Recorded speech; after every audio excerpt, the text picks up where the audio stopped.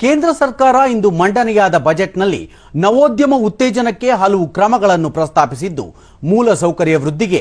ರಾಜ್ಯ ಸರ್ಕಾರಗಳಿಗೆ 1,50,000 ಕೋಟಿ ರೂಪಾಯಿ ಬಡ್ಡಿ ರಹಿತ ಸಾಲವನ್ನು ಘೋಷಣೆ ಮಾಡಿದೆ. ಸುಗಮ ಉದ್ಯಮ ವಾತಾವರಣ ನಿರ್ಮಾಣಕ್ಕೆ ಹೆಚ್ಚಿನ ಕ್ರಮ, ಸ್ಟಾರ್ಟ್ಅಪ್ಗಳ ಉತ್ತೇಜನಕ್ಕೆ ಕ್ರಮ,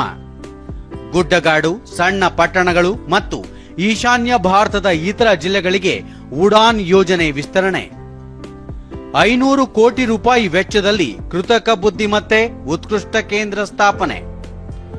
ಮೂಲ ಸೌಕರ್ಯ ವೃದ್ಧಿಗಾಗಿ ರಾಜ್ಯಗಳಿಗೆ 1,50,000 ಕೋಟಿ ರೂಪಾಯಿ ಮೊತ್ತದ 50 ವರ್ಷಗಳ ಬಡ್ಡಿ ರಹಿತ ಸಾಲ, ಶಾಲಾ ಮತ್ತು ಉನ್ನತ ಶಿಕ್ಷಣದ ಭಾರತೀಯ ಭಾಷೆಗಳ ಪುಸ್ತಕಗಳಿಗೆ ಡಿಜಿಟಲ್ ಸ್ವರೂಪ ಒದಗಿಸಲು ಭಾರತೀಯ ಭಾಷಾ ಪುಸ್ತಕ ಯೋಜನೆ, ಹಸ್ತಪ್ರತಿ ಪರಂಪರೆಯ ಸಂರಕ್ಷಣೆ ಸಮೀಕ್ಷೆ ಮತ್ತು ದಾಖಲೀಕರಣಕ್ಕೆ ಜ್ಞಾನ ಭಾರತ್ ಮಿಷನ್ ಸ್ಥಾಪನೆ, ರಾಜ್ಯಗಳ ಪಾಲುದಾರಿಕೆಯೊಂದಿಗೆ 50 ಪ್ರವಾಸಿ ತಾಣಗಳ ಅಭಿವೃದ್ಧಿ, ಹೋಮ್ ಸ್ಟೇಗಳ ಆರಂಭಕ್ಕೆ ಮುದ್ರಾ ಸಾಲದ ನೆರವು, ಪ್ರವಾಸಿ ತಾಣಗಳಿಗೆ ಉತ್ತಮ ಸಂಪರ್ಕ ಮತ್ತು ಸಾರಿಗೆ, ಅಂತಾರಾಷ್ಟ್ರೀಯ ವಾಣಿಜ್ಯ ವಹಿವಾಟಿಗೆ ಡಿಜಿಟಲ್ ಸಾರ್ವಜನಿಕ ಮೂಲಸೌಕರ್ಯ ಭಾರತ್ ಟ್ರೇಡ್ ನೆಟ್ ಸ್ಥಾಪನೆ,